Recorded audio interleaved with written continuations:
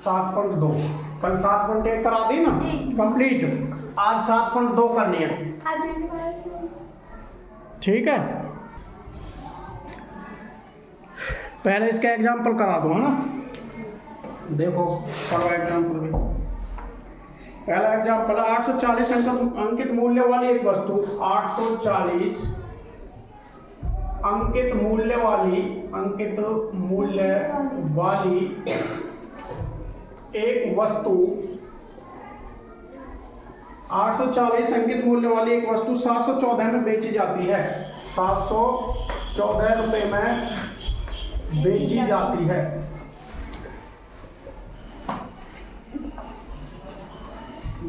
बट्टा और बट्टा प्रतिशत बताइए। बट्टा और बट्टा प्रतिशत बताओ।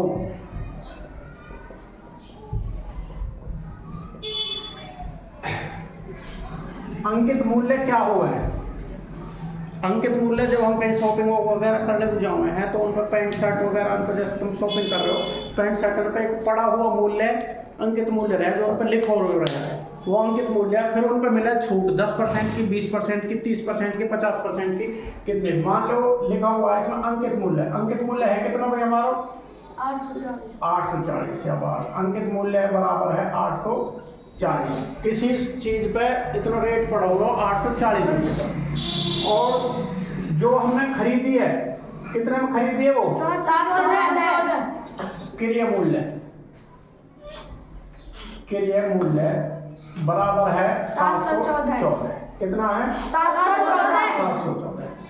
तो जो अब बट्टा निकलो, वो बट्टा कितना है भाई? हमने वो 840 उस पर रेट बताए हुए हो और हमें मिली कितने में? 714 की।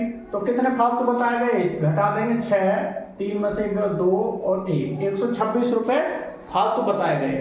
तो ये होगा हमारा बट्टा कितना होगा? 126 रुपये। अब निकालेंगे बट्टा परसेंट।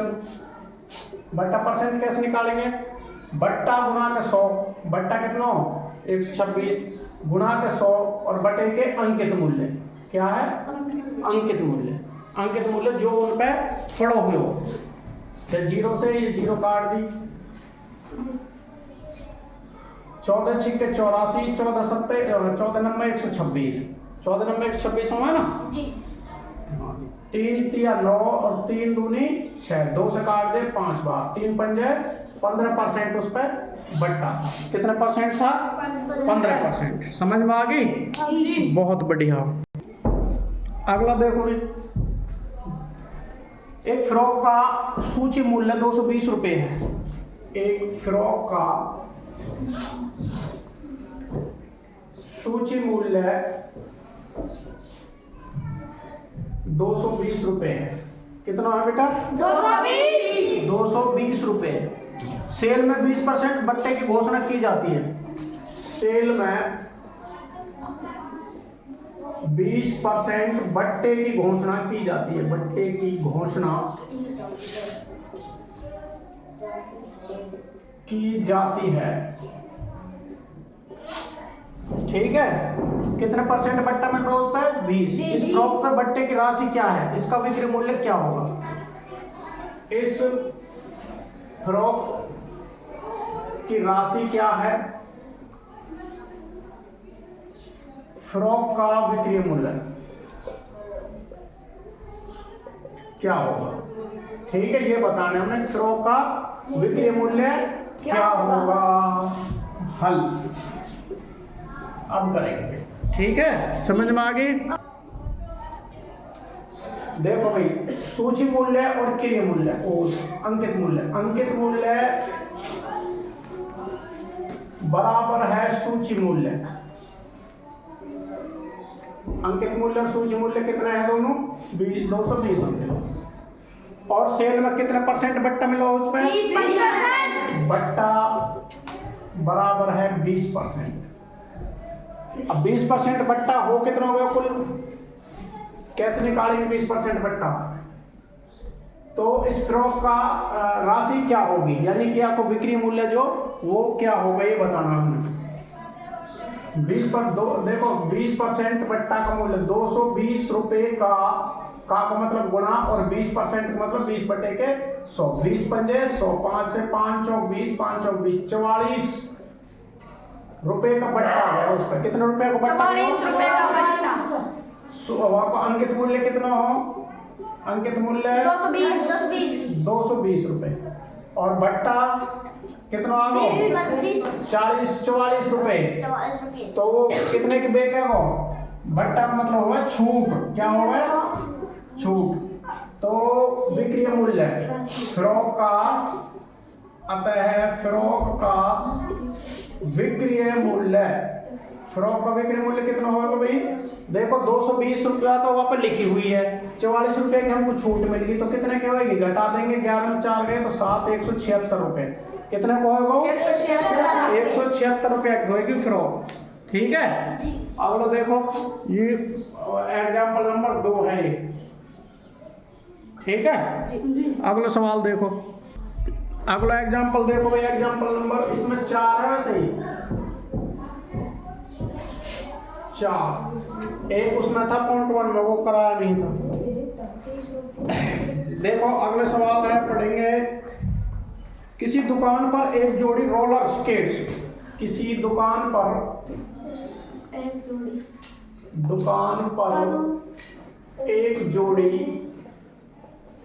रोलर स्केट क्या है? पहिए वाले जूते से, पहिए वाले जूता लिख देता हूं। ठीक है। पहिए वाले जूते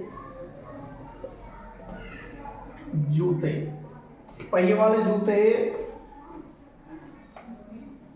का मूल्य 450 रुपए था। का मूल्य 450 रुपए था।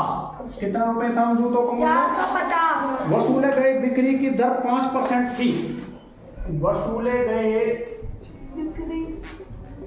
बिक्री की दर 5% थी।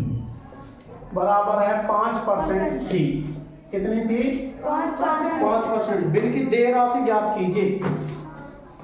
बिल की देय राशि ज्ञात कीजिए।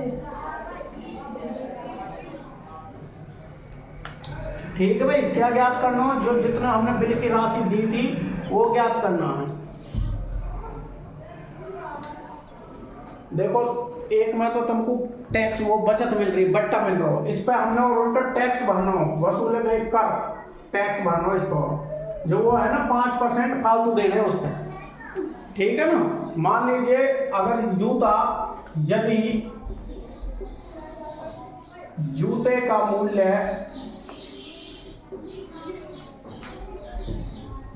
100 रुपए है तो देय राशि कितनी होगी भाई?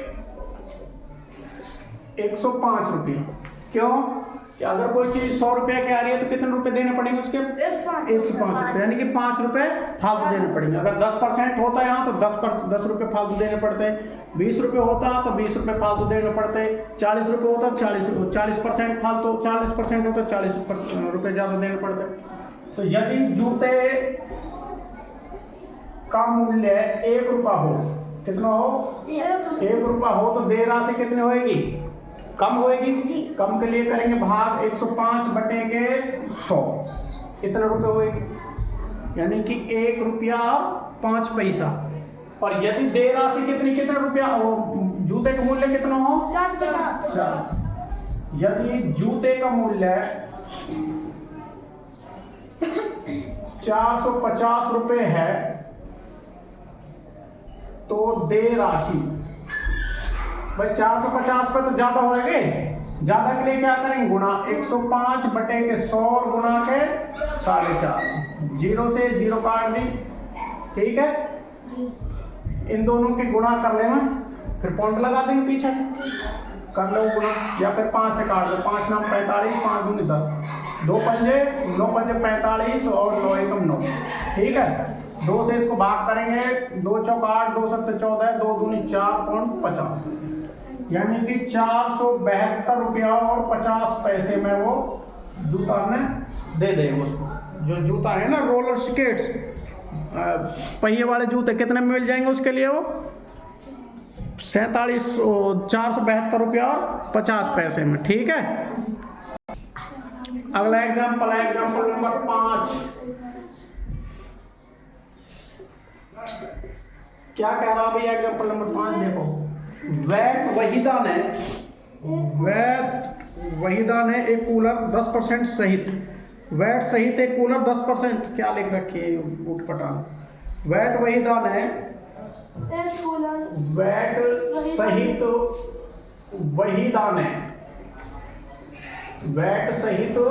वहीदा ने एक कूलर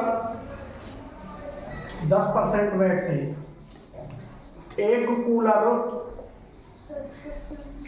कितना रुपया में खरीदा भाई? 3300 रुपया में खरीदा, 3300 रुपये में खरीदा।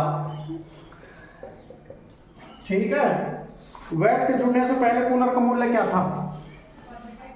वैट के जुड़ने से पहले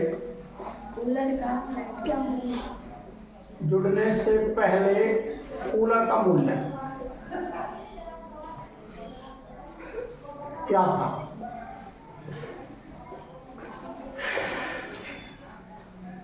हम देखेंगे। वो वहीदा नाम की औरत है और उसने वैट सहित 10% वैट सहित, यानी कि 100 रुपया पे उसने 110 रुपये दिए। अगर कूलर का मूल्य 100 रुपये था तो उसने कितने रुपए दिए? 110 रुपये। तो वो 3300 रुपये में खरीद लिया। और वैट के जुड़ने से कूलर का मूल्य ज्ञात बताना, वैट के जुड़ने से पहले, तो पहले वो कूलर कितने को और कितने को उस पर वेट लगो, ये बतानी है। तो भाई जो चीज पूछी जाए वो रखनी है हमने राइट हैंड साइड की तरफ। ये दो चीज है, ये बराबर, ये राइट हैंड साइड है, ये लेफ्ट हैंड साइड है। तो हमने सूदे हाथ की तरफ रखनी है वो चीज जो हमने निकालनी है। क्या निकालनी है? जुड़ने से पहले कूलर का मूल्य। ठीक है, जैसे वैट सहित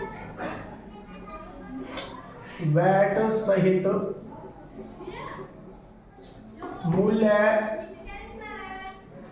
110 रुपये है, तो बिना वैट के कितना होगा? 100 रुपये। भाई 110 रुपये का बन रहे हैं, जो हमने चीज खरीदी उस पर 10 रुपये का टैक्स लग के जब जुड़ रहे हैं, वो जब बन रहे हैं 110 रुपये। तो वैट सहित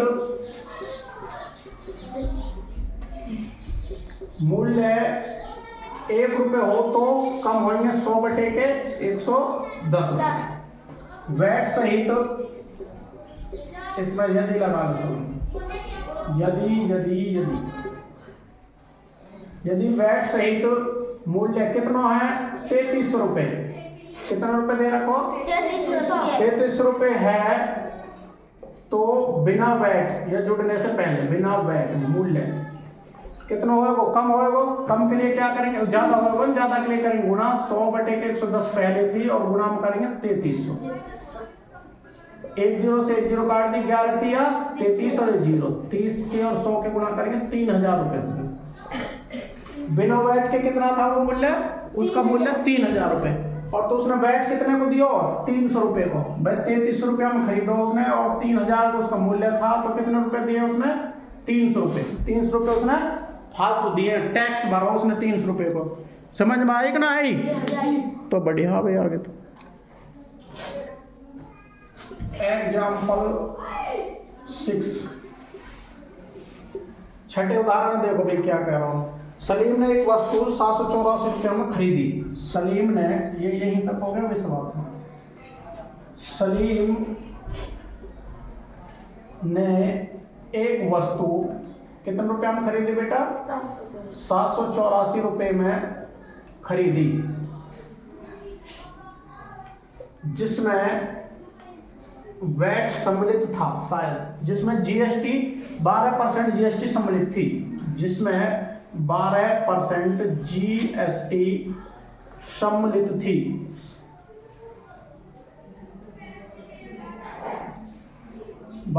जीएसटी सम्मिलित थी। वैट को जुड़ने से पहले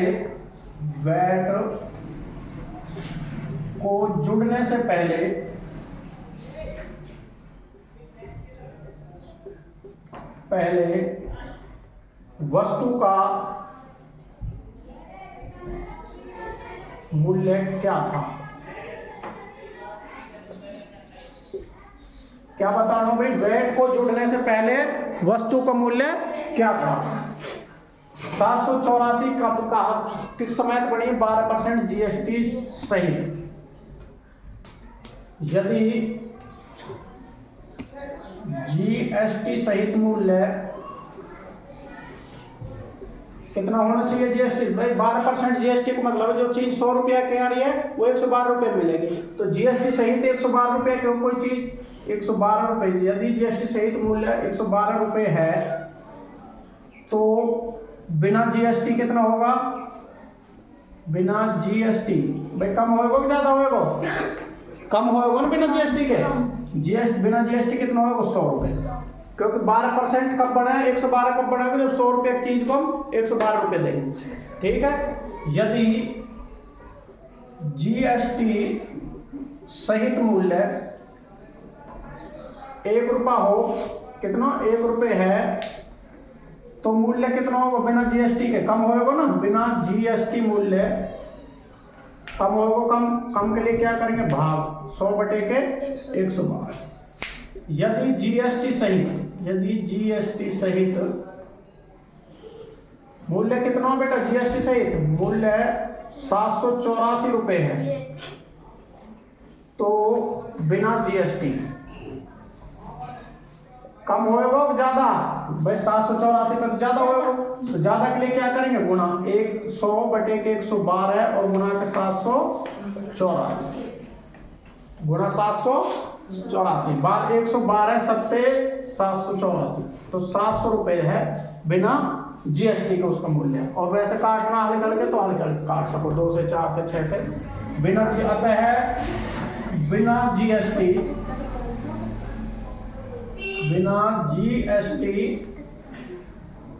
वस्तु का मूल्य